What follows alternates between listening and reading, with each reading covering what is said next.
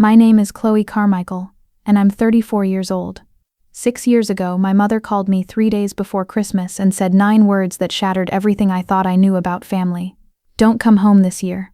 Savannah doesn't want drama. No explanation, no apology, just a door slammed shut on 28 years of trying to belong. I spent that Christmas alone at a restaurant in Chicago, watching happy families laugh together while I fought back tears over a cold roast beef dinner. I had no idea that the strangers at the next table would become the family I'd always dreamed of. I had no idea that 6 years later they'd be introduced at my wedding as the parents of the bride, while my biological parents stood outside, realizing they'd been replaced in every way that matters. Before I tell you what happened, please take a moment to like and subscribe, but only if this story resonates with you, and let me know in the comments, where are you watching from, and what time is it there? I was wrestling with a stubborn roll of packing tape, sealing a box of wrapped gifts when my phone buzzed. It vibrated across my scuffed hardwood floor like an alarm going off in the dark. December 22nd. The Chicago wind was screaming off Lake Michigan, clawing at my thin apartment windows. The glass rattled violently in its frame. My tiny studio smelled heavily of a cheap pine candle, a desperate attempt to force some holiday cheer into a freezing, lonely room. I wiped a smudge of graphite off my fingers, a messy leftover from sketching a client's logo design all morning, and grabbed the phone. Mom flashed on the screen. I forced a bright, eager smile onto my face before I even swiped to answer. It was a reflex. Whenever I dealt with my family, I had to be the easiest, happiest version of myself. Hey Mom, I just finished packing the Chloe. One word. It hit me like a splash of ice water. The bright, practiced smile instantly froze on my face. My grip on the phone tightened until my knuckles turned white. I recognized that tone. It was absolute zero. It was the exact hollow voice she used the day she told me my childhood dog had to be put to sleep. Flat, empty, clinical. My stomach dropped into a bottomless pit. What's wrong? I asked, my voice suddenly shrinking. My eyes darted around the shadowy room. Is Dad okay? Did something happen? Your father is perfectly fine. A heavy, unnatural pause followed. Through the speaker I could hear the faint, cheerful sound of a holiday choir playing on her kitchen radio. Underneath the music there was a sharp, rhythmic sound. Clack, clack, clack. She was chopping vegetables. She was preparing a holiday feast, casually going about her day while she prepared to ruin mine. Listen, she said smoothly, her voice betraying zero emotion. I've been thinking. Don't come home this year. I stopped breathing. The apartment suddenly felt like a vacuum. I stared at my open laptop on the bed, where my non-refundable flight itinerary was glowing on the screen. My brain scrambled to process the words. I actually let out a short, breathless laugh, certain this was some cruel, bizarre joke. What do you mean, Mom? My flight is tomorrow. Clack, clack. The knife hit the cutting board again. Savannah doesn't want drama. The name of my younger sister hung in the air like a storm cloud. She's pregnant again, my mother continued, her tone shifting into a defensive, armored shield. Her blood pressure is up. She doesn't need the stress of you being here. Drama? I pushed myself off the floor, my heart hammering against my ribs like a trapped bird. What drama? Mom, I haven't even spoken to Savannah in 5 months. Exactly, my mother snapped. The coldness vanished, replaced by a sharp, venomous bite. And let's keep it that way. You know how you get. How I get. My voice cracked. A hot, burning wave of injustice clawed up my throat. I looked at the wrapped presents sitting by my door. The expensive perfume I had saved up for months to buy her. The rare book I tracked down for my dad. Mom, I literally just asked her last year why she didn't invite me to her baby shower. I had to find out I was an aunt from a Facebook post. That's not drama. That's a question. See? My mother sighed. A long, exaggerated sound of pure exhaustion. That's exactly what I mean, Chloe. You always make everything about you. I stood frozen in the middle of my freezing apartment. I was 28 years old at the time. I was a successful graphic designer, an independent adult who paid her own rent and fought her own battles. Yet standing there listening to the hiss of my broken radiator, I felt like a terrified little girl. My mother was telling me I was entirely erased from the family, simply because I had once dared to ask why I was being excluded. Mom, please, I whispered, hating how weak I sounded. I already bought my ticket. Then get a refund. It wasn't a suggestion. It was a judge slamming a gavel. Savannah is pregnant. She doesn't need stress. You understand. Before I could form a single word of defense, the line went dead. Beep, beep, beep. I lowered the phone slowly. The silence in my apartment was deafening. I looked out the window, watching the heavy, suffocating snow bury the city streets below. The truth was a bitter pill I had swallowed 100 times before, but this time, it choked me. I was the acceptable sacrifice. I was the piece of the family they were willing to cut off to keep the rest of the picture looking perfect. As I sank onto the edge of my bed, staring at my useless suitcase, the memories started bleeding into my mind, a dark, suffocating highlight reel of every time I had been pushed into the shadows. I didn't move. I sat on the edge of my mattress, listening to the wind tear at the brick exterior of my building. The silence inside my apartment was so heavy it felt hard to breathe. I looked at the neatly folded sweaters in my open suitcase. I looked at the boarding pass glowing on my laptop screen. As a graphic designer, my entire career was built on arranging elements perfectly onto a page, finding the right balance, making sure everything fit. But as I sat in the creeping shadows of my freezing room, I realized I had spent my entire life trying to format myself to fit into my family. I kept cropping out my own needs. I kept softening my edges, blurring myself into the background so Savannah could shine in the center frame. I thought if I just took up less space, they would finally have room to love me. The memories hit me then, sharp and uninvited, flashing through my mind like harsh strobe lights in a dark room. I was 18 again. I had spent weeks planning a small birthday party. Just 3 close friends, a bowling alley, and a chocolate cake I had saved up my own allowance to buy. I remember standing in the kitchen, carefully writing my friends' names on the good paper napkins. Then the house phone rang. It was Savannah, sobbing hysterically. She had failed her physics midterm. My mother hung up the phone and turned to me, her face tight. The party was cancelled, just like that.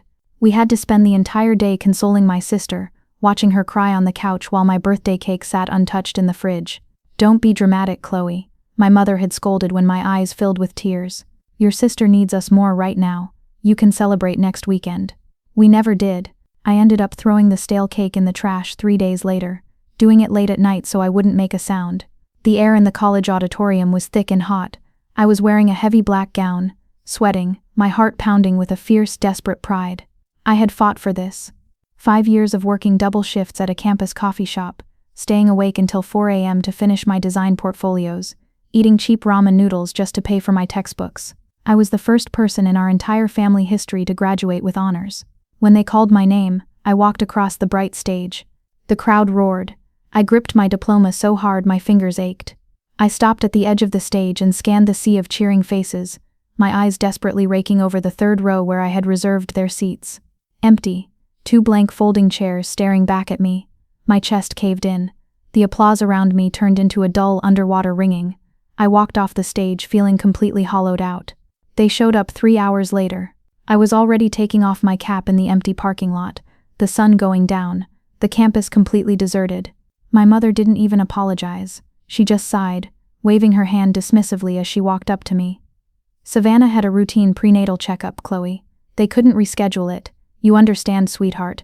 Your sister's baby is more important than a ceremony." "A ceremony," she said the word like it was a silly middle school play, not the defining achievement of my life. She didn't mean the baby was more important than the ceremony. She meant Savannah was more important than me. She always had been. Sitting in my Chicago apartment, 6 years later, a bitter chill crawled up my spine. The radiator hissed, a weak, dying sound. I pulled my knees to my chest. I had learned back then that complaining only made things worse. If I showed hurt, I was too sensitive. If I asked for fairness, I was making it about myself. So I had stopped complaining. I became quieter. I became a ghost haunting my own life. I learned to expect nothing, hoping that asking for nothing would eventually earn me a scrap of their affection. But the cold truth finally settled over me, chilling me deeper than the winter air outside. There was no amount of small that would ever be small enough. They didn't want me to shrink. They wanted me to disappear entirely. I stared at the black screen of my phone. My thumb hovered over my father's contact name. A tiny foolish part of me, the little girl who used to ride proudly on his shoulders at the county fair, still believed he would save me. Just this once. I thought if I just called him he would step in. He would be the shield I so desperately needed. I pressed call, and lifted the freezing glass to my ear. Ring. Each tone felt like a heavy footstep in a quiet, dark house. Ring. Ring. He was looking at the screen. I knew he was. Ring. Ring. 5 times. He was waiting it out, hoping I would give up and hang up. But right before it went to voicemail, there was a sharp click. "Hey, kiddo." His voice wasn't warm. It was tight, cautious, and incredibly thin. It was the voice of a man walking across a frozen lake, terrified the ice was about to crack under his boots. He already knew. "Dad," I whispered. My throat felt like it was coated in sand. "Did Mom tell you?"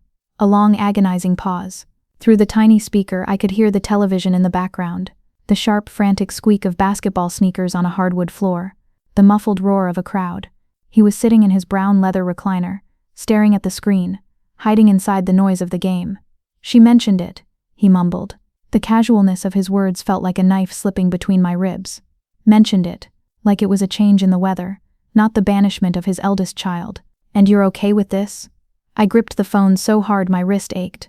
"You don't think maybe I should be allowed at Christmas? With my own family?" Another pause. This one felt thicker, darker. I could hear his breath shivering through the receiver. "You know how your mother is, Chloe," he sighed, the sound heavy with cowardly surrender.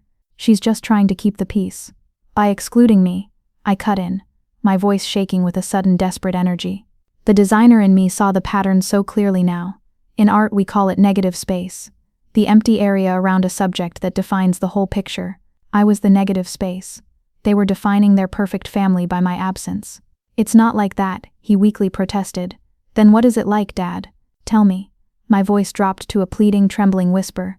"Because from where I'm standing it looks exactly like you're all choosing Savannah over me again. I'm your daughter too." Silence. I pressed the phone harder against my ear, straining to hear anything. I could almost see him in that living room miles away. He was probably rubbing his forehead, squeezing his eyes shut to make the uncomfortable reality vanish. He was a man who hated conflict entirely. He hated it more than he loved me. "Dad," I pushed, my heart hammering a frantic rhythm against my ribs. "Do you want me there?" 6 seconds passed.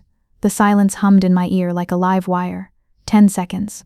The Chicago wind howled against my window pane, rattling the glass. 12 seconds. The weight of his silence pressed down on my chest until I couldn't pull air into my lungs. I was suffocating on his hesitation. Finally, he cleared his throat, a wet, awful sound. I think it's better if you listen to your mother this year." Snap. Something inside my chest simply broke off and went entirely quiet. I wasn't angry anymore. I wasn't even sad. I was just empty. A massive, hollowed-out canyon opened up inside me, right where my hope used to live. "Okay, Dad." My voice was dead. "Chloe, don't be like..." I said okay. I pulled the phone away from my face and pressed end. He didn't call back. Not 5 minutes later. Not an hour later. I sat alone in the dark as the sun finally dipped below the city skyline.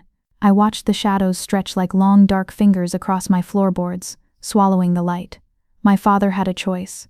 He had a chance to say one single word in my defense, to choose me just once in 28 years. But by standing in the middle and doing nothing, I finally understood the brutal truth: he was always choosing their side. Christmas morning arrived gray, bitter, and painfully bright. The sun glared off the fresh snow, casting harsh, blinding squares of light across my scuffed floorboards. I woke up shivering. The radiator had finally given up during the night. I pulled a thick, heavy wool blanket tightly around my shoulders and sat on the edge of my mattress. Above me, the ceiling groaned. Heavy boots stamped off snow. I could hear the muffled, musical sounds of children laughing in the hallway, racing up and down the stairs. The rich, warm smell of roasting meat and cinnamon drifted through my air vents, completely wrapping around me. Everyone else was warm. Everyone else was together. I made a cup of cheap instant coffee. My hands were shaking so badly I spilled hot water on the counter, but I didn't bother wiping it up. I just carried the chipped mug to the frosted window and stared down at the empty, frozen street. My phone sat face up on the windowsill. The screen was a blank black mirror. Not a single notification. Not a missed call. Not even a generic, copied and pasted Merry Christmas text from a cousin or an aunt. I was entirely cut off. Around noon, the silence in the room became too loud. My chest physically ached, a dull, throbbing pain right behind my ribs. Trying to escape the quiet, I made the worst mistake I could possibly make. I unlocked my phone and opened Instagram. My feed loaded. The very first picture at the top of the screen was from Savannah. My breath caught in my throat. I stared at the bright, glowing square. The whole family was gathered around the massive oak dining table back in Pennsylvania. My mother, wearing a perfectly pressed red blouse. My father, smiling his easy, conflict-free smile. Savannah, glowing and holding her swollen stomach, leaning against her husband Kyle. Their 3-year-old son sat in a high chair, wearing a tiny, ridiculous reindeer sweater. Behind them, the Christmas tree sparkled flawlessly. The caption underneath read, "So grateful for my family." These are the people who matter most. Blessed family first. My eyes traced the image.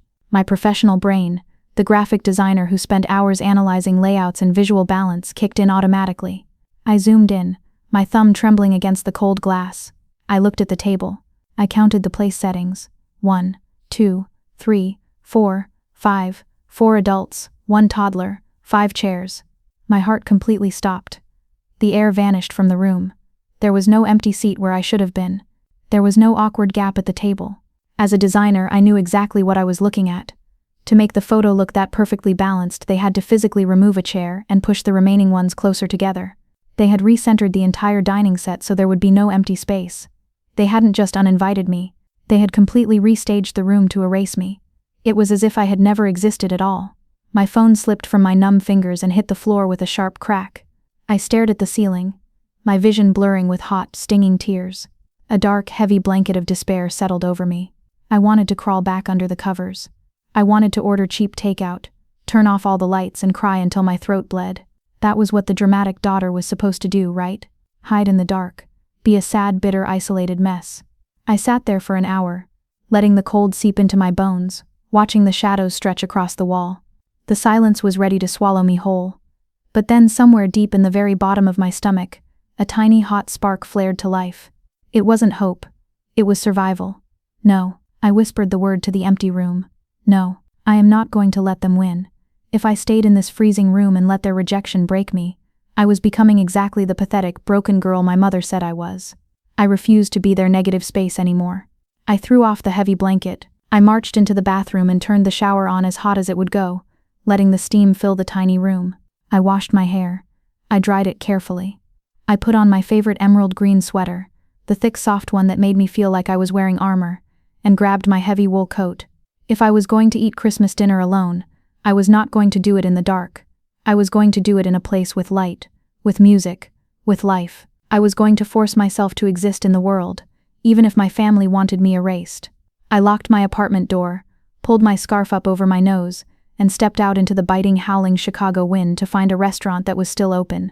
Lakefront Tavern was a Chicago institution, an old sprawling steakhouse that felt like a fortress against the winter. When I pushed my frozen weight against the heavy brass revolving door, the heat of the building hit me like a physical wave. It wasn't just warm, it was alive. The air was thick with the rich, savory smell of roasted beef, garlic mashed potatoes and melting candle wax. Soft jazz drifted from a piano in the corner, blending perfectly with the delicate clink of crystal wine glasses. But the loudest sound in the room was belonging. Everywhere I looked, there were families. Grandparents leaning in to hear toddlers, couples sharing appetizers, large messy groups of cousins laughing with their heads thrown back. The restaurant hummed with the effortless energy of people who knew exactly where they were supposed to be. I stood awkwardly in the entryway, my wool coat dripping melted snow onto the patterned carpet. The hostess, a young woman in a velvet red dress, looked up from her podium. Her eyes flicked from my face to the empty space beside me, and back again. "Merry Christmas," she said. Her smile was polite, but her eyes held a sharp, barely concealed pity. "Just one tonight. Just one." I lifted my chin, trying to channel the protective armor of my heavy green sweater. She grabbed a single menu. "Right this way." She led me to the worst table in the room. It was a tiny wobbly two-top shoved into a dark corner, wedged awkwardly between the swinging wooden doors of the kitchen, and a massive semicircular leather booth. The booth was currently overflowing with a large family taking up 3 pushed-together tables. I was so close to them I could have reached out and touched the sleeve of the man sitting on the end. "Your server will be right with you," the hostess murmured, quickly retreating. I sat down. I opened the oversized leather menu and stared intensely at the wine list. I arranged my face to look deeply interested in the difference between a Merlot and a Cabernet. I was trying to project the image of a chic, independent artist treating herself to a solo holiday dinner. It wasn't working. I felt entirely exposed. I couldn't help but observe the family right next to me. As a designer, I studied how things fit together, how elements interacted on a page. This family flowed flawlessly. There was an older couple at the center. The man had kind, crinkled eyes, and the woman beside him had a chic silver bob and a posture that commanded the entire table without saying a word. Next to them was a middle-aged man with his wife and 2 young kids. And on the end, closest to me, was a younger guy in his early 30s. He had messy dark hair and kept making wildly exaggerated hand gestures that made the whole table burst into laughter. 3 generations. They were passing heavy porcelain dishes back and forth without asking. They interrupted each other in that chaotic, easy way that only people who truly respect each other can pull off.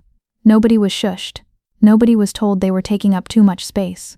Nobody was walking on eggshells to protect a fragile peace. I watched the dark-haired guy playfully steal a dinner roll from the silver-haired woman's plate. She swatted his hand with her napkin, laughing. It was a completely alien dynamic to me. If I had ever tried that at my mother's table, it would have ruined the entire holiday. My server appeared, breaking my trance with a tight, sympathetic smile. "The prime rib special, please," I said quickly, "and a glass of the house red." "I am going to get through this," I told myself. "I am going to eat this food, pay the bill and walk back out into the cold. I will be fine." 10 minutes later, the prime rib arrived. It was flawless, a perfect herb-crusted slice of meat, a dollop of sharp horseradish, and a scoop of steaming potatoes. It looked like a magazine layout, everything in its right place. I picked up my heavy silver fork. I pressed the tines into the potatoes, and suddenly my throat closed completely. I couldn't breathe. I couldn't swallow. I sat there in the dim, flickering candlelight, staring blindly at my plate. The contrast between the radiant, noisy warmth of the family beside me and the cold, silent brick of my phone sitting next to my water glass was too sharp. It cut right down to the bone. This wasn't about Christmas. It wasn't about Savannah's pregnancy. Sitting in that dark corner, listening to the swinging kitchen door squeak on its hinges, I finally understood the terrifying reality of my own psychology. I had spent 28 years trying to earn a seat at my mother's table. I had bent myself into smaller and smaller shapes. I had swallowed my hurt until it poisoned me. I had apologized for having feelings. I stayed quiet when I was bleeding, and the one time I spoke up to ask why I was left out, I was declared a burden. And what had all that shrinking bought me? A tiny table by the kitchen door. A meal alone. A digitally altered Instagram photo where the empty space I left behind was quickly filled in. If I kept living like this, if I kept allowing them to crop me out of my own life, at some point there would be absolutely nothing left of me to shrink. I would just vanish. The tears came instantly, hot and fast, betraying my desperate need to remain invisible. They spilled over my eyelashes and dropped onto the heavy white tablecloth. Panic flared in my chest. I turned my face sharply toward the frosted window, hoping the dim lighting would hide my collapse. I grabbed my thick cloth napkin and pressed it hard against my eyes. My shoulders shook. I was holding my breath, trying to trap the sobs in my lungs so the happy family next to me wouldn't hear the pathetic woman breaking down 2 feet away. "Honey." I froze. My breath hitched in my chest. It was a woman's voice. It was thick, warm, and anchored with genuine concern. I slowly lowered the napkin. The silver-haired woman from the large booth was standing right beside my table. She had deep, observant blue eyes. She wasn't looking at me with the hostess's embarrassed pity. She was looking at me like she was reading the fine print of a very important document. She was looking at me like I was actually a person who mattered. "I'm fine," I blurted out instantly. It was the trained reflex of the family scapegoat. Hide the damage. Don't cause a scene. It's just the cold air outside. Allergies. The woman tilted her head, raising one perfectly shaped eyebrow. There was no judgment in her face, just absolute piercing clarity. "Allergies," she said smoothly, her voice calm but layered with quiet authority. "Don't usually make people cry into their cloth napkins over prime rib on Christmas." A sound escaped my throat, a choked broken noise that was half laugh and half sob. "Is it that obvious?" "Only to someone who has spent a lifetime paying attention," she replied. She rested a hand gently on the back of the empty chair across from me. She had a gentle presence, but I could immediately sense the steel underneath it. This was a woman who did not back down. "I'm Margaret," she said softly. "Chloe," I whispered, wiping a stray tear from my cheek. Margaret glanced over her shoulder. Her entire family was completely silent now, subtly watching our interaction. The dark-haired son, the husband, the daughter-in-law, they all wore matching expressions of quiet, respectful concern. Margaret turned her sharp blue eyes back to me. "Well, Chloe," she said, her tone leaving absolutely no room for argument. "No one should eat alone on a day like today. Why don't you bring your plate and come join us?" I shook my head immediately. A cold, sharp spike of panic hit my chest. My hands gripped the edges of my tiny table so hard my fingernails dug into the wood. This was a mistake. I was breaking the cardinal rule of my existence. Do not make a scene. Do not take up space. Do not be a burden to other people. "Oh no, I couldn't," I stammered, my voice trembling. I tried to physically shrink back into the shadows of my booth. "I really don't want to intrude. I'm fine, really." "You're not intruding. I'm inviting." Margaret didn't move away. She stood her ground. A warm, easy smile spread across her face. making the corners of her sharp blue eyes crinkle. There is a massive difference, Chloe. Intruding is showing up unannounced. Inviting is me telling you that we have an empty chair that needs filling. I really appreciate it, but my husband tells terrible jokes, Margaret continued smoothly, completely ignoring my trained polite refusal. She reached down and pulled my chair out just an inch, a subtle, undeniable gesture of welcome. And my youngest son, Harrison, keeps trying to start a political debate about city zoning laws. You might as well come suffer with us at the big table. A new face diffuses the tension. From the large booth, the older man, her husband, I assumed, waved his steak fork at me. He had a booming, cheerful presence. She won't take no for an answer, kid. Trust me. 45 years of marriage and I have never once won an argument. The younger son with the messy dark hair, Harrison, leaned forward. The flickering candlelight caught the amusement dancing in his dark eyes. He's not wrong. Please, save us from the zoning laws. I'm running out of material anyway. I sat frozen. My brain scrambled to process the data. I looked at my cold prime rib. I looked at the damp, tear-stained napkin balled up in my fist. Then I looked at Margaret. Her posture was completely relaxed.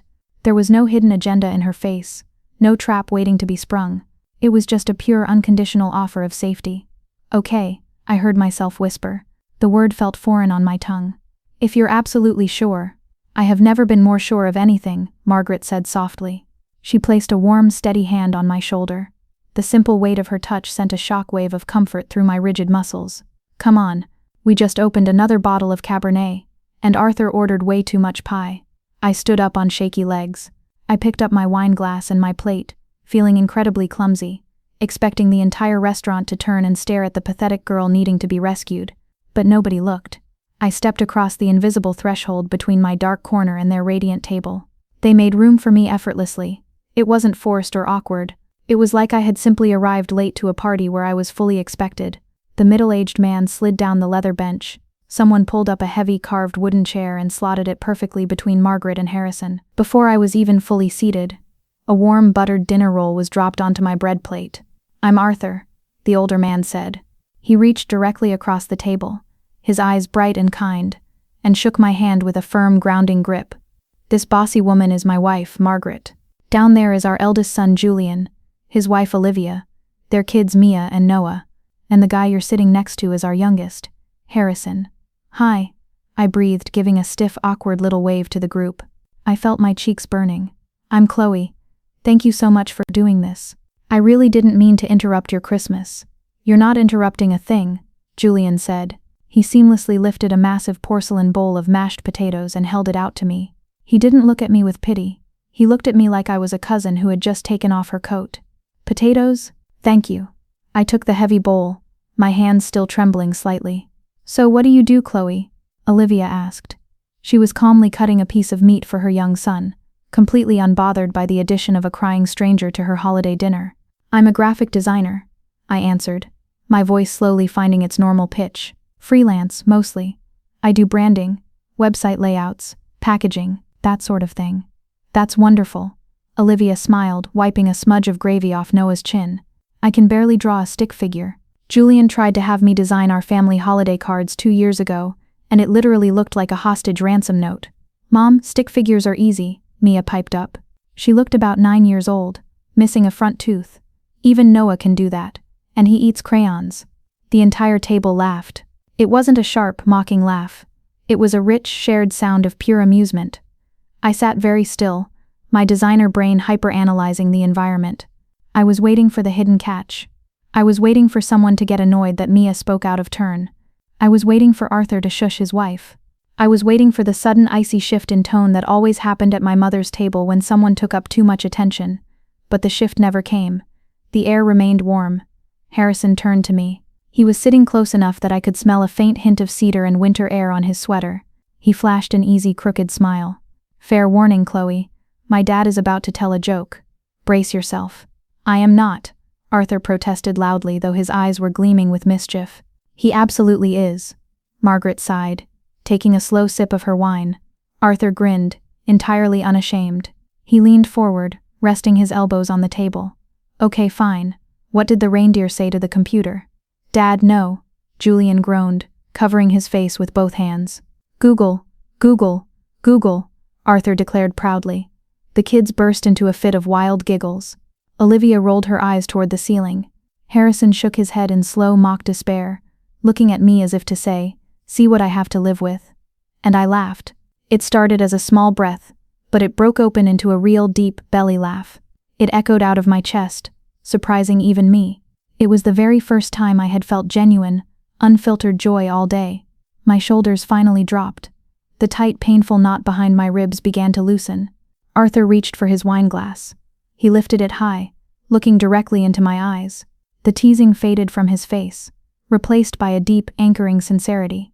"A toast," Arthur said, his voice carrying clearly over the soft jazz of the restaurant, "to unexpected guests, the ones who make our table complete." Every person at the table raised their glass.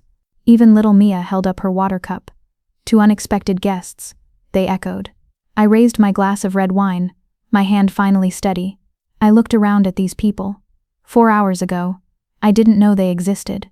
I had walked into this restaurant completely broken, convinced I was unlovable, certain I was destined to be the negative space in everyone else's life.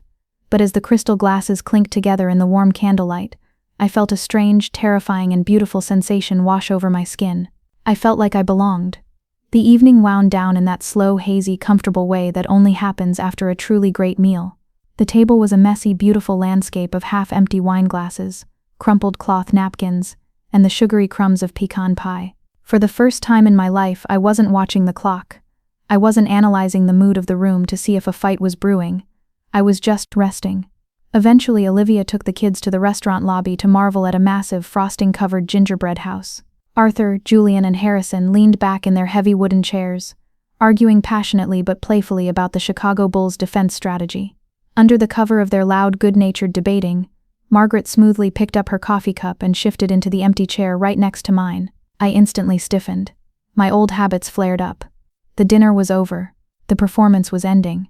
This was usually the part where people remembered I was a stranger taking up their valuable space. "How are you doing?" Margaret asked quietly. Her voice dipped below the noise of the table.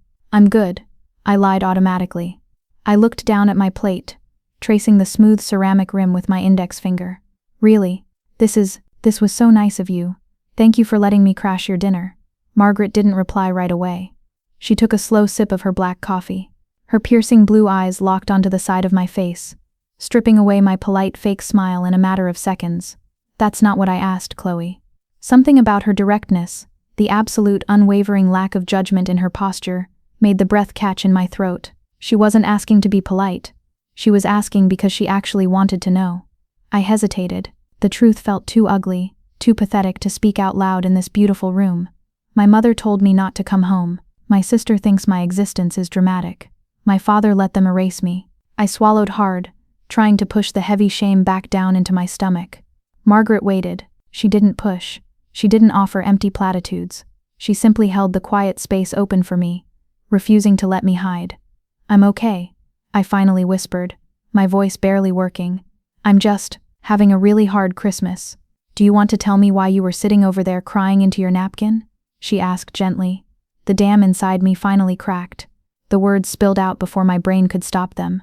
"My mom called me 3 days ago," I said, my voice shaking. I kept my eyes glued to the tablecloth, terrified to see the pity in her expression. "She told me to cancel my flight home to Pennsylvania. My sister is pregnant, and my mom said she didn't want any drama this year."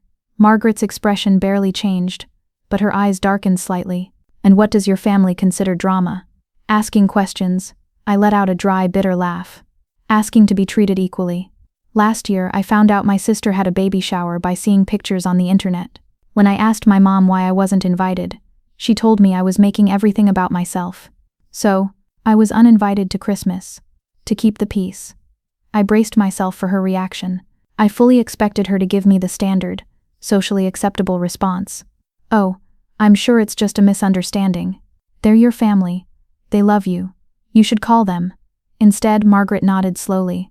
Her face settled into a look of intense, serious focus. "I see," she murmured. "It's fine," I added quickly, desperate to minimize my own pain before she could. "I mean, it's not fine, but I'll get over it. I always do." "It's not fine." Margaret's voice was low, but it was suddenly firm as bedrock.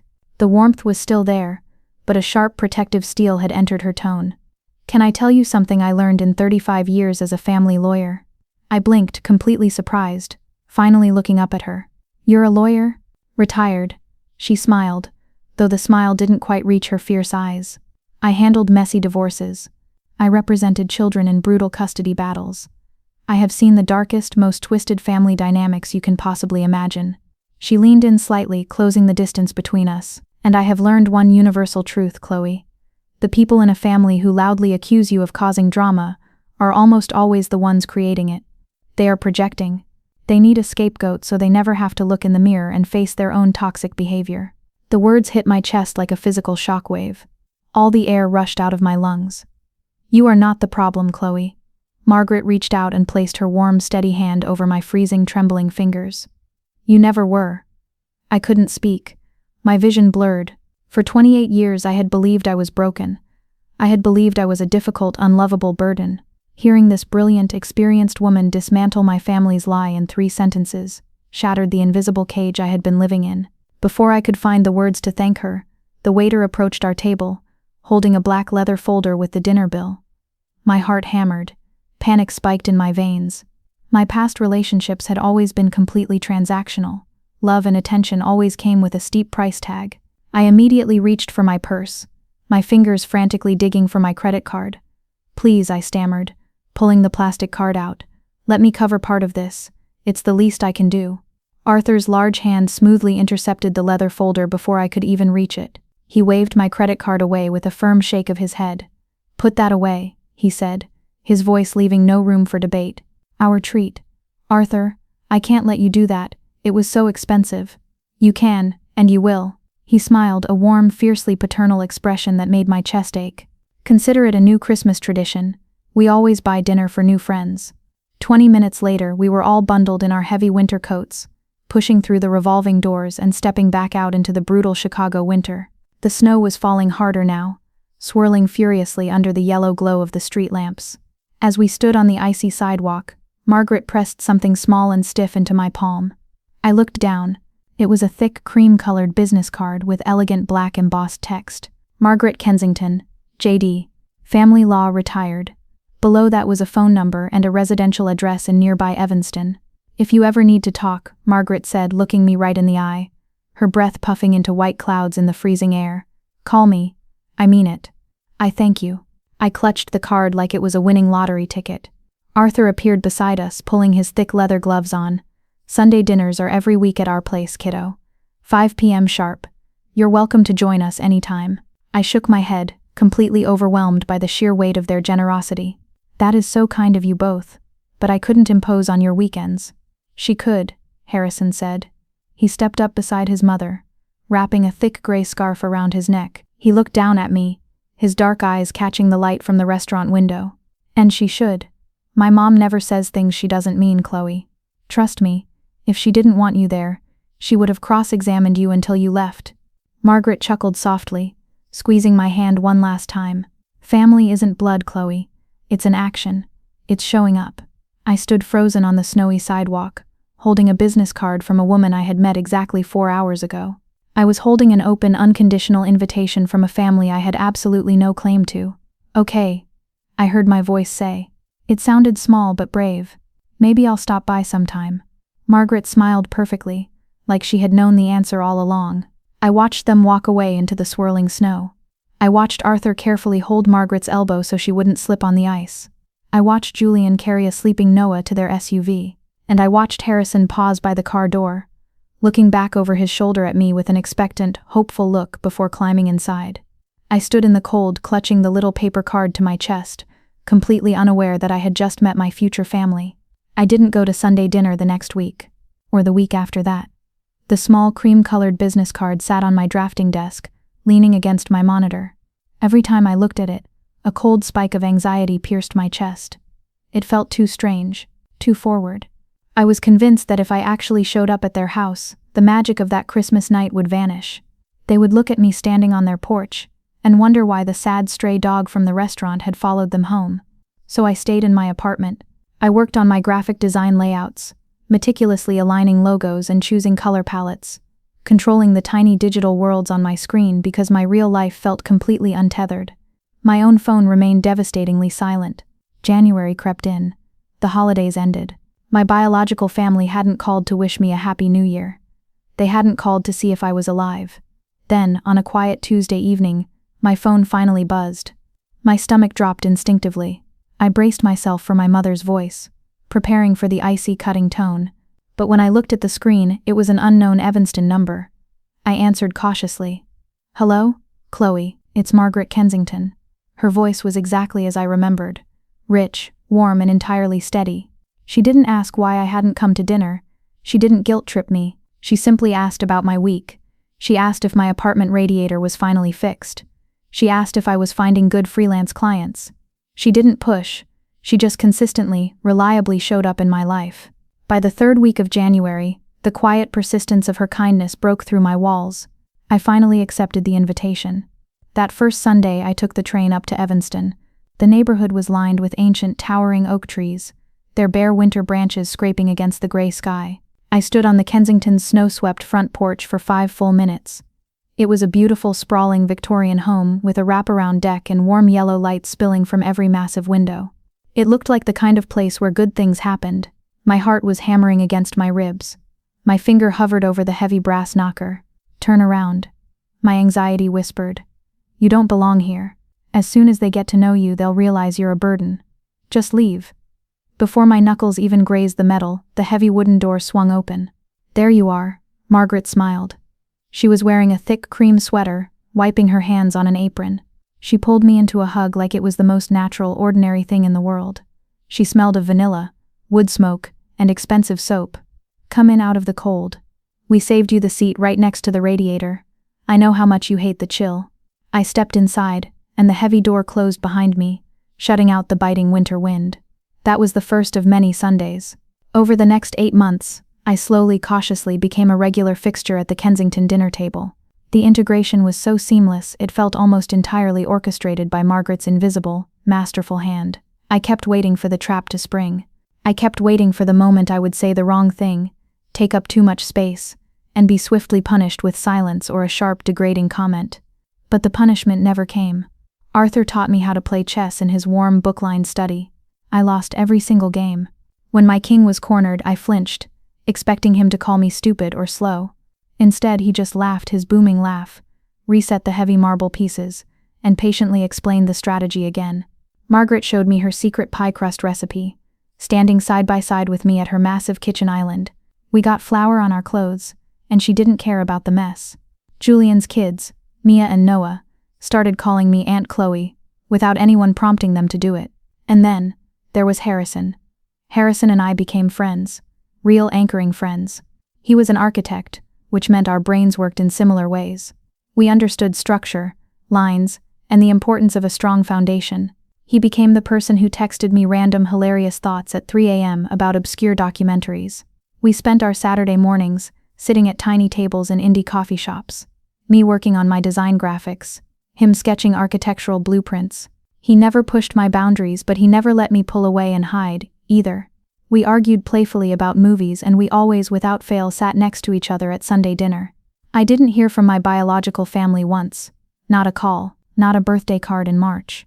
And for the first time in my life, I stopped noticing the silence. Because for the first time, I wasn't performing for love. I wasn't policing my tone, shrinking my personality, or walking on eggshells to fit into a rigid, unforgiving mold. I was just accepted. I was just loved. It felt like I was finally exhaling a breath I had been holding in my lungs for nearly 30 years. One late spring afternoon, about 9 months after that first Christmas, Margaret and I were sitting on the back porch. The deep freeze of winter had finally broken. The garden was coming back to life, vibrant red tulips pushing stubbornly up through the damp, dark soil. Inside the house, we could hear Arthur and Harrison shouting good-naturedly at a baseball game on the television. "Have you heard from your parents, Chloe?" Margaret asked gently, pouring us both a glass of iced tea. I watched a robin land on the wooden fence, its head darting back and forth. "No," I said softly, "and I haven't reached out to them either." She nodded, taking a sip of her tea. There was no judgment in her eyes, just that familiar, piercing clarity. "Do you want to?" I thought about it. I really analyzed the hollow space inside my chest where my family used to be. "Sometimes," I admitted, tracing the condensation on my glass. In the middle of the night, mostly. I'll wake up and think about calling my mom. I'll practice speeches in my head, trying to find the exact right words to explain how much she hurt me. But then I remember, there is nothing to explain. She knows exactly what she did. She just doesn't think it was wrong. And that's a really hard thing to accept. It is, Margaret agreed. Her voice was a low, steady hum over the sound of the birds. I pulled my light cardigan tighter around my shoulders, feeling a sudden chill despite the spring sun.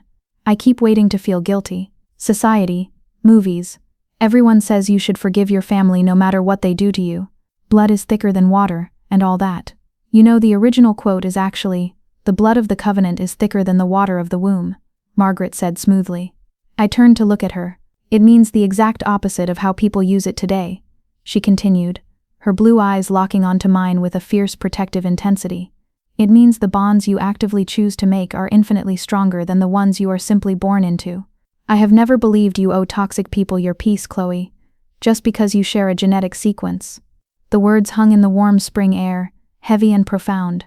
In my career, Margaret said, leaning forward slightly, I helped hundreds of people find legal and emotional recognition for the families they built, not the ones they were randomly assigned at birth. Family is an action, Chloe. It's a verb. It is not a birthright. Her words took root deeply in my healing mind. They bloomed at exactly the right time. It happened so naturally that I almost didn't notice the shift. But 3 years after that first Christmas, Harrison and I weren't just friends anymore. We were something entirely different. Something deeply profound that had grown so gradually, layer by layer, from a foundation of absolute trust. When we finally acknowledged it, transitioning from late-night coffee dates to holding hands in the dark, it felt less like a beginning and more like an inevitable recognition of what had always been there. By our 3-year anniversary, we had moved in together. We were navigating the beautiful, safe mundanity of sharing a life. Sharing groceries. Sharing quiet mornings. Sharing dreams. To celebrate, he asked me to dinner. When the cab pulled up to the curb, I looked out the window and smiled. The lakefront tavern, the exact same restaurant where we had met. This feels a little circular, don't you think? I teased, sliding into the heavy green leather booth. That's exactly the point, Harrison said. I looked at him across the flickering candlelight. He was nervous. I could see the subtle signs, the way he kept adjusting his heavy cloth napkin, the way he ran his hand through his dark hair, the slight tightness around his eyes. I wanted to bring you back to where it all started, he said softly. Where what started? He reached across the table and took both of my hands in his. His grip was warm, solid, and completely unwavering. Chloe, I've been trying to figure out how to say this for months. He took a deep, shaky breath. I want to spend the rest of my life choosing you. Every single day. My heart stopped. The ambient noise of the restaurant, the clinking crystal, the soft jazz, the hum of voices completely dropped away. Harrison, I know your family hurt you. His eyes were completely steady, anchoring me to the present moment. I know you have a deep-seated, terrifying fear of the people who are supposed to love you letting you down. I know you expect the rug to be pulled out from under you at any second. But I am not going anywhere, Chloe. I never have been. You are the best thing that ever happened to our family, and you are the best thing that ever happened to me. He reached into his jacket pocket. He pulled out a small navy blue velvet box and popped it open. A beautiful vintage-cut diamond caught the dim restaurant light, throwing tiny prisms across the white tablecloth. Chloe Carmichael, will you marry me? I couldn't speak. My throat was tight, but this time it wasn't from holding back pain. The tears that spilled over my eyelashes were hot tears of absolute, unfiltered joy. I looked at this incredible man who had been my friend first, my confidant second, and my rock through 3 years of intense emotional healing. I looked at him, and I saw my entire future. Yes, I whispered, my voice breaking. I squeezed his hands tightly. Yes. He let out a massive breath, a laugh escaping his lips as he slid the ring onto my trembling finger. The restaurant around us suddenly erupted in applause. I had been so intensely focused on Harrison, I hadn't even noticed the other diners watching us. I wiped my eyes, laughing, and looked around the room. And then, I saw them. Sitting in the corner booth by the frosted window, exactly where they had been sitting 3 years ago. Arthur and Margaret. They already had a bottle of champagne poured. Arthur was beaming proudly, and Margaret was wiping a tear from her cheek, looking at us like she had known this exact moment was inevitable from the very beginning. Mom couldn't resist spying. Harrison laughed, following my gaze. I pressed my hand to my mouth, Overwhelmed by the sheer beautiful weight of it all, I was going to officially become a Kensington. The wedding planning began immediately, a whirlwind of joy, cake tastings and venue tours. We decided on a September wedding in Aspen, Colorado. We found a breathtaking mountain lodge, surrounded by towering ancient pine trees. It was everything I had never allowed myself to dream about when I was younger, convinced I wasn't worth celebrating. Because I was a graphic designer, I poured every ounce of my professional skill into creating the perfect custom wedding invitations. I spent weeks selecting the exact shade of heavy, cream-colored cardstock. I meticulously mixed the ink colors. I designed a delicate, elegant font, but late one Tuesday night, sitting alone in my home office with only the glow of my computer screen lighting the room, my fingers froze over the keyboard. I stared at the blinking black cursor. It pulsed on the screen like a tiny mocking heartbeat. It was hovering right next to a mandatory line on traditional wedding invitations. Parents of the bride. My chest tightened. The old familiar ghost of my past crept into the room, chilling the air. William and Barbara Carmichael. I looked at the letters on my keyboard. I hadn't spoken to them in nearly 4 years. They hadn't called on my birthdays. They hadn't checked to see if I was safe during a global pandemic. They had completely erased me from their lives. How could I possibly type their names in beautiful, elegant cursive and send it out into the world? It felt like a betrayal. I would be giving them public credit for raising a woman they had actively tried to break. I pushed my chair back, my breathing shallow and fast. I started pacing the length of the Kensington's living room downstairs, gripping my elbows tightly, trying to fight off the rising tide of panic. Even in my happiest moments, my biological family still found a way to haunt me. That was where Margaret found me. She stepped out of the kitchen, holding 2 mugs of herbal tea. She paused, her sharp blue eyes instantly reading the tension in my rigid shoulders and my frantic pacing. "What's troubling you, sweetheart?" she asked softly, setting the mugs down on the coffee table. "You look like you're preparing to face a hostile witness in a deposition." I sank onto the plush sofa and buried my face in my hands. I told her everything. I told her about the blinking cursor. I told her about the impossible, agonizing line I couldn't figure out how to fill. I cried, admitting how deeply it hurt that I still felt like an orphan on the eve of my own wedding. Margaret sat down and patted the cushion right beside her. "Sit here, Chloe," she instructed gently. I moved closer. She wrapped a warm arm around my shoulders. "Do you remember what I told you on the porch a few years ago?" she asked, her voice a low, steady anchor in my storm. "About the law recognizing the family you build." I nodded slowly, wiping my wet cheeks with the back of my hand. Margaret smiled, a fierce, beautiful light shining in her eyes. "In cases like yours, where adult adoption isn't legally sound because you are marrying my son, there are other ways to make things official. Powerful, undeniable ways." I looked up at her, confused. "Arthur and I have already spoken to a judge," Margaret explained, her tone shifting into that brilliant, protective legal precision. "We want to draw up a declaration of chosen family. It is a legally binding trust document. It names you as our daughter in every single legal and financial aspect. Medical power of attorney, inheritance, next of kin." My breath caught in my throat. "But more importantly," she whispered, leaning in and pressing her forehead against mine, "we want you to legally change your last name to Kensington, right now, before the wedding. Not through marriage to Harrison, but because you are already one of us." My heart hammered a wild, echoing rhythm against my ribs. You want me to take your name?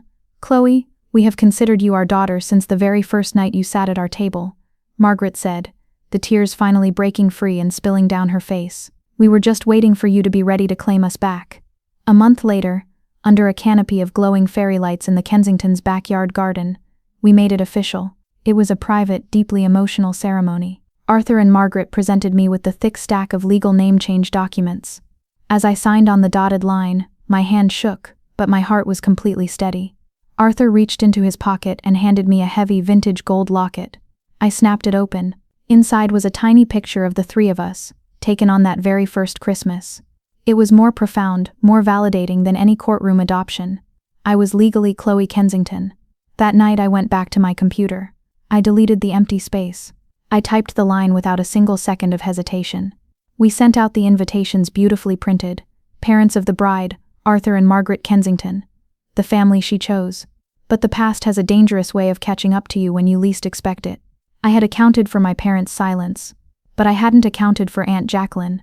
My father's younger sister had always been the black sheep of the Carmichael family, largely because she was the only one who ever dared to call my mother out on her toxic behavior.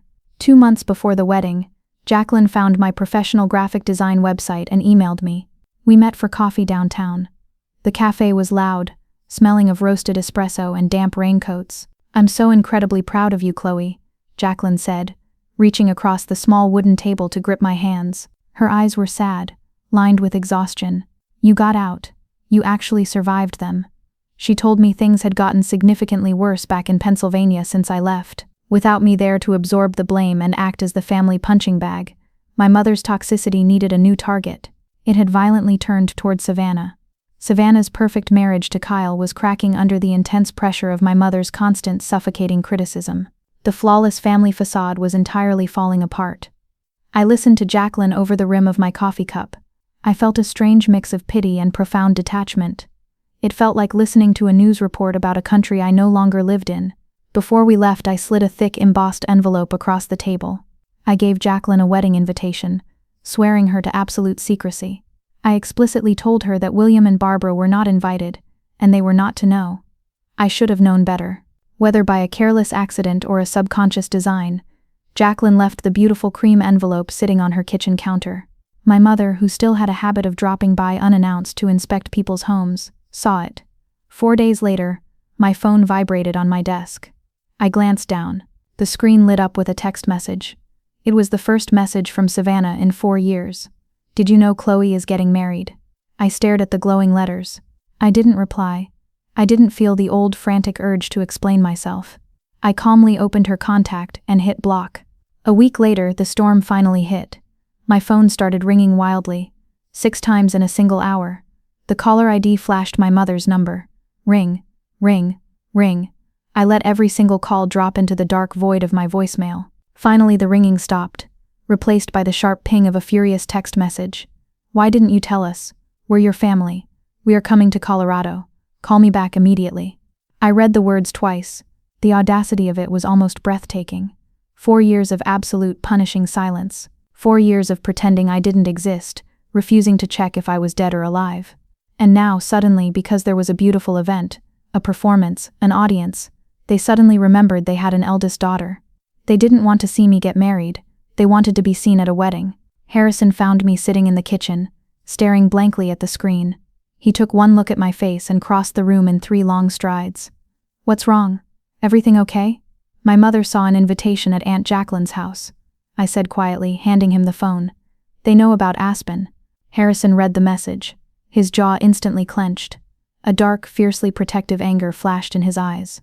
"What do you want to do?" he asked, his voice dropping to a serious, dangerous register. "I will hire an extra security team right now. I'll call them myself and tell them to back the hell off. They will not ruin this for you." "Nothing." I gently took the phone out of his hand and set it face down on the granite counter. I leaned into his chest, feeling the solid grounding rhythm of his heartbeat. "I don't owe them anything, Harrison," I whispered, and for the first time in my life I knew it was absolutely true. Not an explanation. Not an argument. Not a fight. If they show up, we will handle it. But I absolutely refuse to let them steal my peace today. The wedding day dawned golden, crisp, and flawlessly cold. September in Aspen was breathtaking, the kind of sharp, hyper-focused beauty that almost hurt to look at. Our mountain lodge sat perched above rolling hills of ancient evergreen pine trees. The air smelled of crushed needles and wood smoke. We had chosen an outdoor ceremony on a massive, sweeping wooden deck, with a reception to follow inside a high-ceilinged stone barn draped in hundreds of white roses and glowing iron lanterns. In the quiet sanctuary of the bridal suite, I stood before a heavy, antique, full-length mirror. Margaret stood behind me, her warm hands carefully adjusting the delicate lace of my veil. She smoothed the fabric over my shoulders. "You look beautiful," she whispered, her eyes shining in the mirror's reflection. "Absolutely breathtaking." I looked at the woman looking back at me. As a designer, I understood the power of a final proof. After years of edits, revisions, and scraping away the unnecessary layers, you finally see the finished, perfect image. The woman in the mirror was calmer, grounded, and infinitely stronger than the shattered, trembling girl who had sat alone in a Chicago tavern 6 years ago. That girl hadn't believed she deserved to take up space. This woman knew she was exactly where she belonged. On the vanity beside me sat a stack of the wedding programs I had designed. My finger traced the raised, embossed lettering of the layout, Parents of the bride, Arthur and Margaret Kensington. Are you nervous? Margaret asked, noticing my sudden stillness. Her reflection watched mine carefully. About marrying Harrison? Never. I turned around to face her. The heavy silk of my dress rustled in the quiet room. But I did ask Vance, the head of security, to double the perimeter watch today. I have a feeling Barbara Carmichael won't take being ignored lightly. Margaret didn't flinch. She stepped forward and placed both of her hands firmly on my shoulders. Whatever happens today, Chloe, you handle it with the quiet grace I know you have. And remember, you have a family standing right behind you. We are your wall. We will always protect you. My chest swelled. I love you, Mom. It was the first time I had called her that out loud. The word didn't feel forced or heavy. It came out naturally, seamlessly, like it had always been resting right there on my tongue, just waiting for the right moment. Margaret let out a soft gasp, pulling me into a fierce, grounding embrace. I love you too, my beautiful daughter. The ceremony was a blur of absolute magic. Harrison stood waiting at the end of the aisle, the wind catching his dark hair, looking at me like I was the only fixed point in his entire universe. Arthur walked me down the aisle, his step steady, proud and entirely unbothered by the weight of the moment. When the officiant finally pronounced us husband and wife, and Harrison pulled me in for our first kiss, a massive heavy lock inside my chest clicked perfectly into place. The negative space was finally filled. After the ceremony, while our guests moved toward the stone barn for cocktail hour, Harrison and I stayed near the edge of the gardens to take photos. That was when the temperature in the air seemed to drop. Vance, the broad-shouldered head of our private security team, approached us. He didn't run, but his steps were tight and urgent. The gravel crunched sharply under his boots. Mrs. Kensington, Vance murmured, his voice a low, trained rumble. He stepped between us and the photographer. We have a situation at the main gate. An older couple claiming to be your biological parents bypassed the lower checkpoint. They are at the front entrance of the lodge, demanding entry. They're elevating their voices. My stomach tightened into a hard knot. My pulse kicked up, a sudden frantic drumbeat in my ears. The old Chloe, the conditioned scapegoat, screamed at me to hide. She told me to shrink down, to avoid the scene, to run away and let someone else fix it. The new Chloe took a slow, deep breath of the freezing mountain air. Harrison was instantly at my side, his jaw clenched so hard a muscle twitched in his cheek. He stepped in front of me, a physical shield. Have them removed from the property, Vance. Right now. Call the local police if you have to. No. I reached out and pressed my hand flat against Harrison's chest. I could feel his heart hammering. If Vance drags them away screaming, it will make a massive scene. My mother feeds on scenes. It gives her an audience. It makes her the victim. I'm going to handle it. Chloe, you absolutely do not have to face them on your wedding day, Arthur said. He had materialized right beside us, his face a mask of fierce protective anger. I know I don't have to, I said steadily, looking Arthur in the eye. But I want to. I need to close this door myself. I gathered the heavy skirts of my dress and walked toward the front entrance of the lodge. I was flanked by Harrison on my right and Arthur on my left. We walked through the grand lobby, the sound of the string quartet fading behind us. Through the massive glass front doors, standing in the center of the paved circular driveway, were William and Barbara Carmichael. They looked older, smaller somehow. My mother's hair was perfectly sprayed into a stiff helmet. She was wearing an expensive, flashy silver dress that was clearly meant to draw attention as the mother of the bride, but her face was pinched, her lips pulled into a tight, ugly line of outrage. My father stood slightly behind her, his shoulders slumped, his hands buried deep in his pockets. He was looking at the ground, deeply uncomfortable, desperately wishing he was invisible. I pushed the heavy wooden doors open. They clicked shut behind me, completely severing us from the music and warmth inside. We were entirely in private. The wind howled through the pines. Chloe.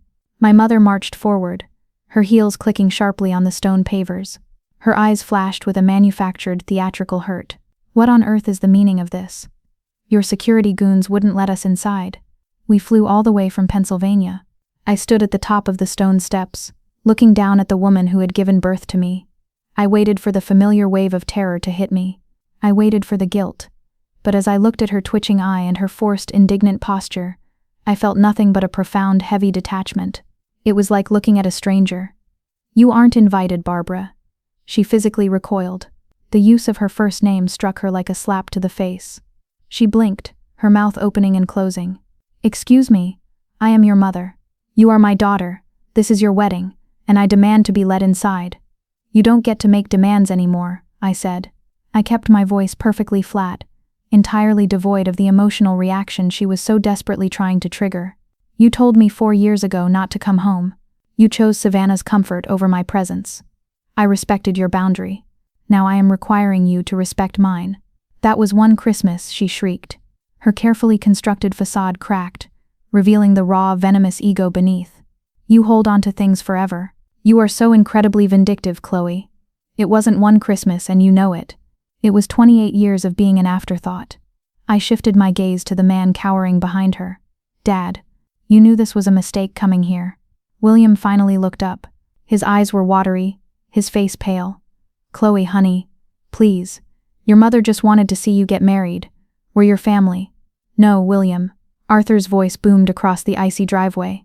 It wasn't a shout, but it carried the incredible crushing authority of a judge handing down a sentence. He stepped down one stair, placing his broad shoulders slightly in front of me. "You share DNA with her, but you are not her family. Family doesn't discard their children when they become inconvenient." Barbara glared at Arthur, her hands shaking with absolute fury. "Who the hell do you think you are?" "I am the man who had the absolute honor of walking her down the aisle," Arthur said calmly, his eyes narrowing. "I am the man whose last name she proudly took. I am her father in every single way that actually matters in this world. And I am telling you to leave my daughter's wedding." Barbara's face drained of all color. She looked from Arthur to Harrison's lethal glare, and finally back to me. Her eyes darted to my face, searching for a lie. You changed your name," she breathed. The reality was finally piercing her armor. "You replaced us." "I didn't replace you," I said softly, the wind catching my veil. "You vacated the position. Nature abhors a vacuum, Barbara, and so does the human heart. I simply found people who actually wanted the job." "This is humiliating," my mother hissed. Real tears of pure bruised ego and public embarrassment finally pooled in her eyes. To be treated like a criminal by my own flesh and blood. Before I could reply, the crunch of heavy tires on gravel echoed up the driveway. A white and blue Aspen Police Department SUV pulled smoothly up to the front steps. The red and blue lights flashed silently, casting harsh alternating shadows across the snowbanks and the pine trees. Vance had made the call. An officer stepped out, resting his hand on his duty belt. He looked from Vance to me. "Ma'am, we received a call about a trespassing disturbance." My mother froze, her eyes widening in sheer unadulterated panic. The ultimate horror for Barbara Carmichael was a public scandal. The officer approached us, pulling out a small notepad. "Are these individuals known to you, Mrs. Kensington?"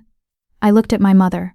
I saw the desperate silent plea in her eyes to save her from the embarrassment, to cover for her, to be the good quiet scapegoat one last time. "I know them," I said, my voice ringing clear and cold in the mountain air. "But they are uninvited guests. They are trespassing on a private closed event, and I want them escorted off the property."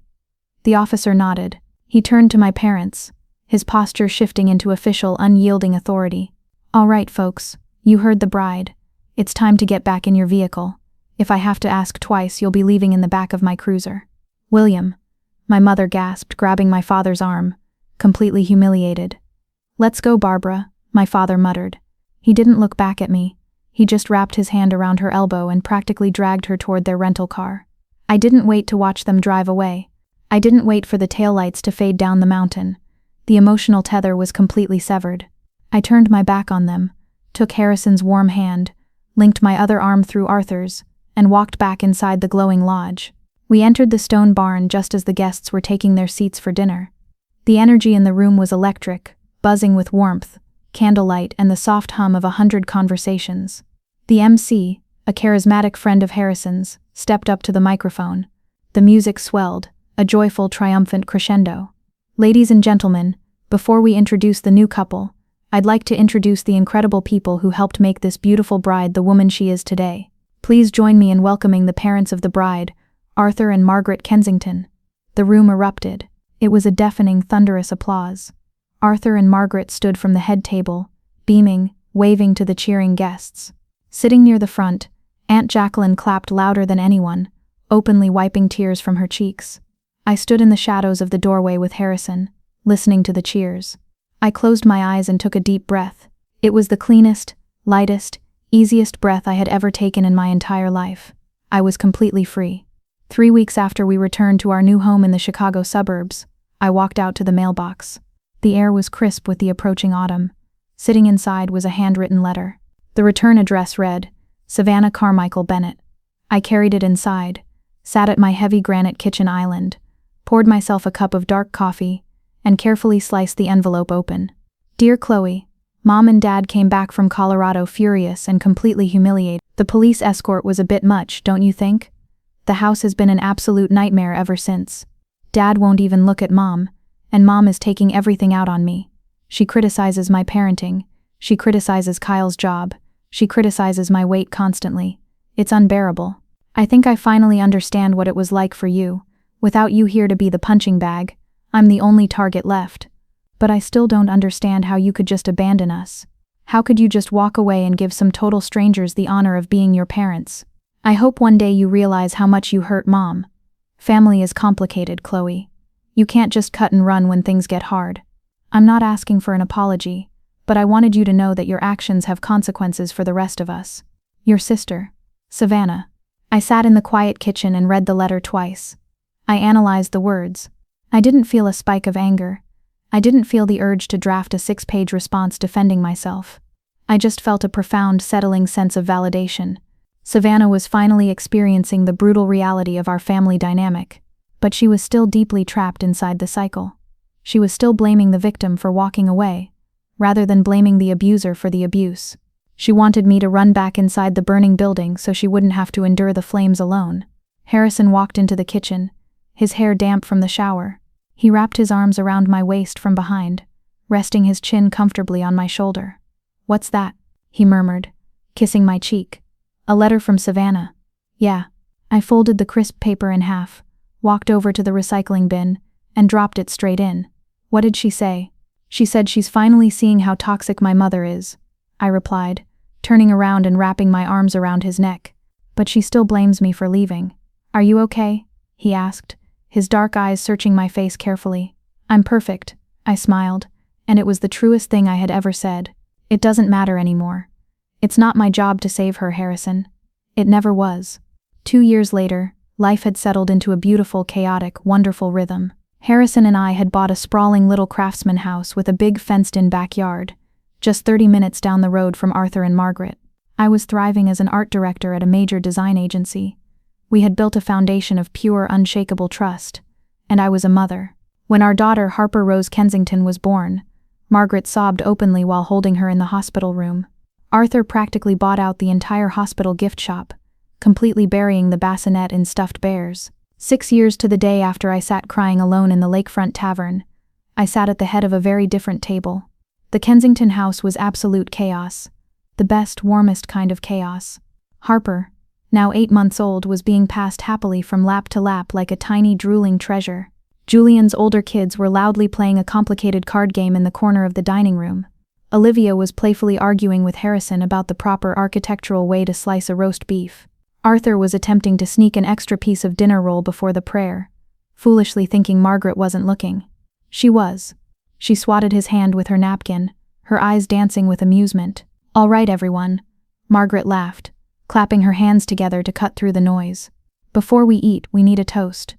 Chloe, would you do the honors?" The room went quiet. I stood up, adjusting Harper securely on my hip. I looked around the large, crowded table. I looked at the incredible faces of the family I had found. The family that had found me. 6 years ago tonight, I said, my voice thick with emotion but completely steady. I was sitting alone in a restaurant, wondering if I would ever belong anywhere in this world. I thought I was unlovable. I thought my very existence was a burden to the people around me. I paused, feeling Harrison's warm hand squeeze my knee under the table. Then a stranger named Margaret Kensington walked up to my table and told me that no one should ever eat alone on Christmas. I looked at Margaret. Her eyes were already shining with tears, and she saved my life. Arthur wiped his eyes roughly with his cloth napkin. "So here is my toast." I raised my glass of sparkling cider high into the air. "To family. Not the one we are randomly born into, but the one we have the courage to build. The one we actively choose. The one that protects us, respects us, and chooses us back, every single day. To family." The table echoed warmly. Glasses clinked. Harper gurgled happily at the noise. Arthur finally successfully stole his extra piece of bread without a reprimand. And as I sat back down, looking around at these people, my people, I finally felt the one thing I had spent my entire childhood desperately chasing. I belonged. Completely, unconditionally, safely. For the first time in my life, I was finally home. If my journey has shown anything, it's that if you've been the scapegoat of your family, if you've been told you're too much simply because you dared to ask for basic human dignity, you are not the problem. It never was you. You deserve to be chosen, not as a backup, not as an acceptable sacrifice to keep a toxic peace, but chosen fully without conditions. Family isn't DNA, it's the people who show up. The people who see you sitting alone in the dark and pull up a chair to invite you into the light. Stories like this one aren't just about pain. They are powerful testaments to the deep, resilient truth that we can always build a better life and find where we truly belong. If you felt the intensity and the hard-won healing in these words, I invite you to like and subscribe. Staying connected means we can continue exploring these profound real stories together. Stories that remind us we are never truly alone. Have you ever had to draw a difficult line with your own family, or found your own chosen people? Please share your experience in the comments. I read every single one because your stories matter just as much. Until next time, remember, you deserve to be chosen.